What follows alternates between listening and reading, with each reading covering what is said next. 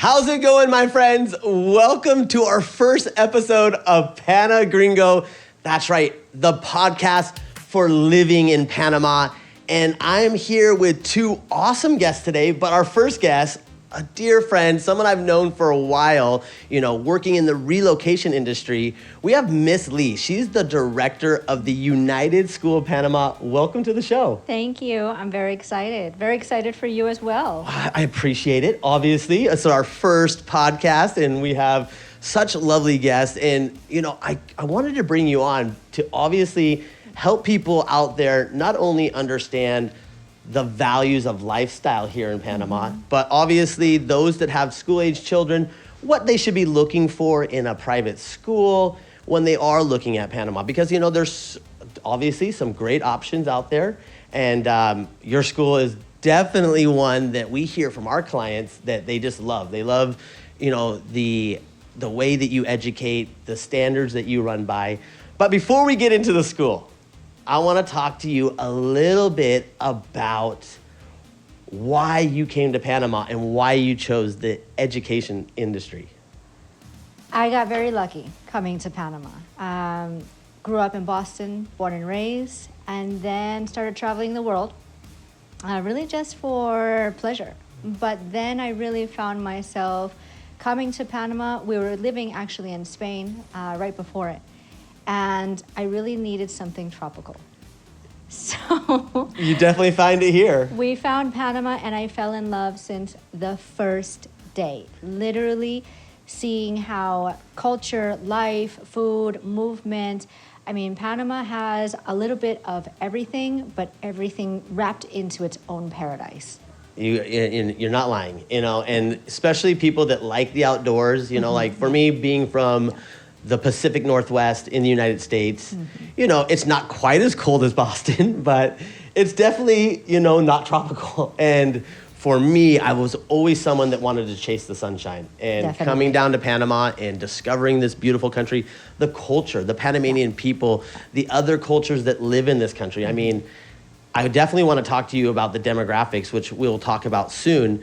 But, just as a lifestyle element, my best friend's from Italy. I have dear friends from Venezuela, Colombia, Germany, Australia. We're a big melting pot here in this country. Definitely, most definitely. And that's what I really love, because coming from Boston is one of the biggest melting pots in the U.S. I mean, you have over 40 universities in the city, so it brings people from all over the world. And that's what I was really missing, and that's what I wanted to see. And I was very lucky to find that here in Panama.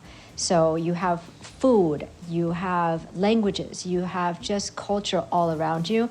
It's a beautiful, beautiful array of just everybody all living the lifestyle here. I mean, Panama, I will tell you, the quality of life here, you will not find in most places of the world. And that's why Panama has become home very, very quickly. And for a lot of people, and I hear that time and time again from our clients, is that they just feel like it doesn't matter if you're from the US or you're from Canada or you're from Europe or Venezuela, like you just can let your hair down. And language acquisition here is very, very easy. When you drop in and you don't know a lick of Spanish, I mean, you're going to get it pretty fast. I'm almost there still. But as well, a lot of Panamanians know a lot of English. So yeah, of course. You've got that Spanglish going on, and it's really nice because then eventually you're able to communicate, get around, and start living. I agree. Now, I definitely want to start talking about the school, but I want to welcome our other guest. So our other guest, he is another dear friend, obviously working with publications here in Panama. I've gotten to know this gentleman. He's come down from Venezuela, and he does amazing things in the gastronomic industry. And Felipe, tell me your last name. I always have a problem with your last name. It's the Latin last names. It's Mallorca. Mallorca. And let's talk about your latest, because, obviously health is a big thing in a lot of people's lives. And, you've done a lot of great things in the restaurant industry here in Panama. However, now you're really focused on health, but not just health, making a beautiful restaurant scene, something that you can go out on a fancy date with your significant other and still eat healthy, which is very important. So let's talk a little bit about what brought you to Panama and your latest creation. Well, I moved here to Panama. I come from the U.S. I was an executive chef over there. So I moved here because one of my family opened a restaurant years ago. And well, we started making like a business restaurant, and spent many years, many different opening restaurants and doing things. And now we got Scarola is a new one. I have a business partner. She's a beautiful woman, and she was thinking about healthy food. So I have to restudy again, because I was many years making the regular way to get the kitchen. So I have to study again, because all the people now is changing their minds about food. There's many medicine articles saying that you cannot eat this, you cannot eat that, so you have to change the way. And if you change inside, you can change your mind too. So that's a new way we find to make a new kitchen and Escarola. Wow, I love it, and again, you've always been someone that I've been impressed with. You've always been so adapting not only to the local market and what needs to happen with your restaurants. You're always doing great events and doing specials. Let's talk a little bit about, obviously you have a health food proposal, but let's talk about you do different things throughout the week and throughout the months. Obviously, people can go to your Instagram page and can stay up to date with those things. So let's talk to people about your Instagram page and also some of these events that you're doing. All right. Well, on Escarola, you can find 3 different menus. We have 2 different moments to eat. We have the breakfast, the lunch, and the dinner. But all of them have the healthy food. You can see on Instagram. We have, this Saturday, we have live music. Escarola, we have the part we want to show the people that you can have a dinner with somebody special, have a healthy way to eat. But if you don't have that way, you can meet in Escarola, because if you want to get on your diet, you can still there and have a fancy dinner. But if the other people don't have like a diet or light food, he can eat regular way too. I love it. That's amazing. Well, again, thank you so much for being here for our first episode of Pana Gringo. We appreciate you. But I want to jump back over to Lee. Again, because we work so strongly with so many individuals moving to Panama from all around the world, I want to talk again about your education proposal. Again, your school is definitely one of the top schools that we love bringing our clients to have a tour, to understand your educational program. But let's talk a little bit about that, and let's talk about the proposal that you offer students at your school. I think one of the main things that parents have to see nowadays, because the whole entire game field has completely changed. And as parents, a lot of times we just trust. But we have to start remembering we are in 2025. We're preparing children for 2045. Yeah, what type of world is it going to look like then? What are the skills necessary to be able to face whatever is about to come up?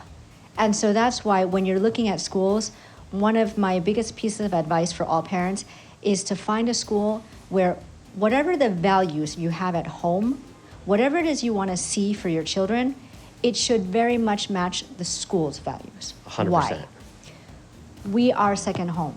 Babies are going to be with us the majority of their waking hours, then with you guys at home. So that's why it's very important.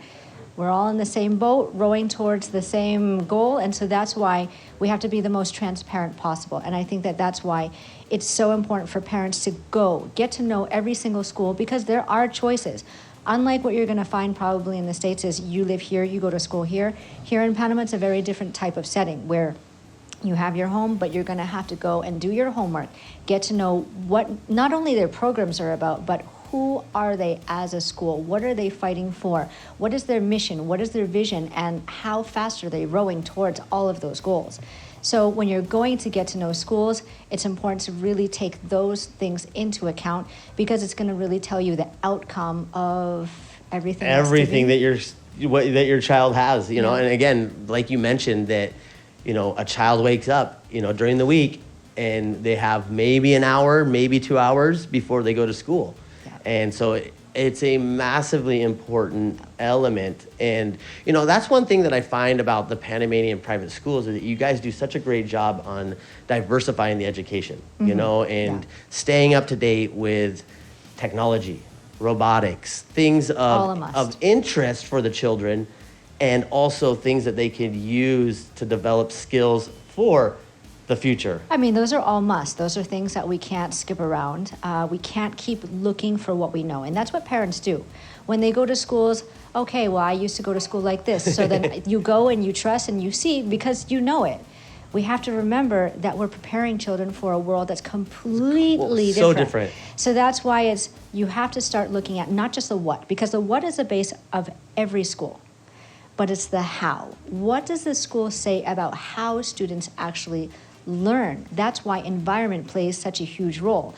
So when we started developing United School of Panama, I will tell you that I am a very blessed person in this world.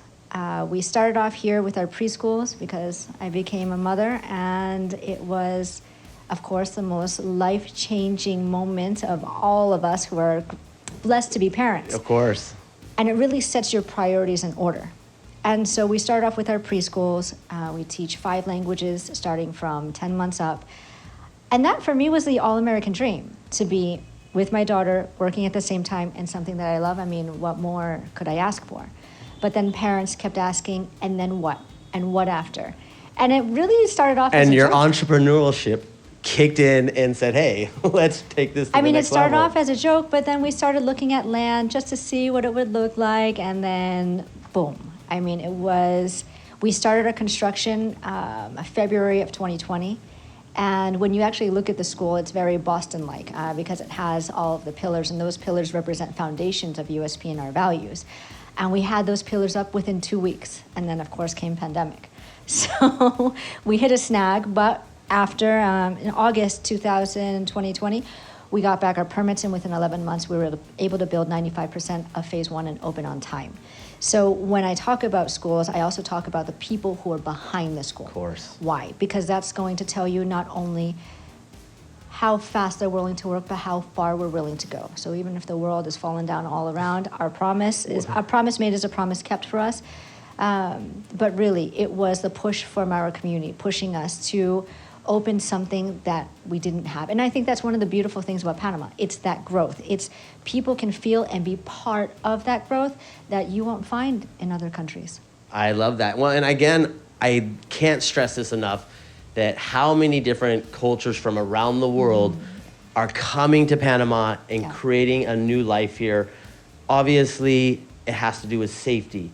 It has to do with medical services, school options, and just being able to be outdoors. I mean, you can be doing so many great things here in the city.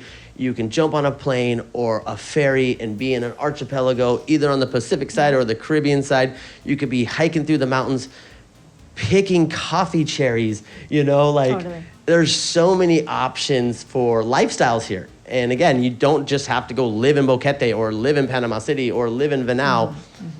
Even if you live in the city, you can take these weekend trips. It's just a short drive or a short flight. I mean, Panama's full of opportunities. So much, yeah. And so it's really kind of let this beautiful country lead you to places that you didn't even imagine for yourself. Of course. And I think that's the beauty of curiosity. And it doesn't matter how old you are or where you are, whichever part you are in your life. If you have young children, if you're already retiring, I mean, there's something for everyone here.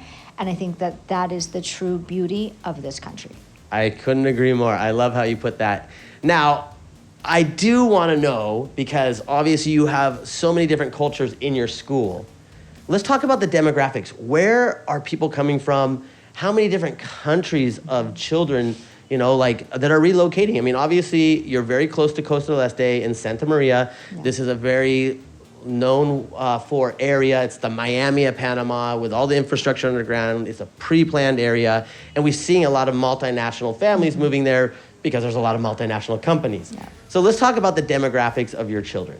Right now, we represent 41 countries. Wow, that's incredible. Quite a lot, and still growing. I mean, we've only been open since 2021, so I can imagine. But really, when you look at our families, either it's Panamanian married to an international, so again, strong roots in the country. Of course. Or you might have two internationals, but have business in the country.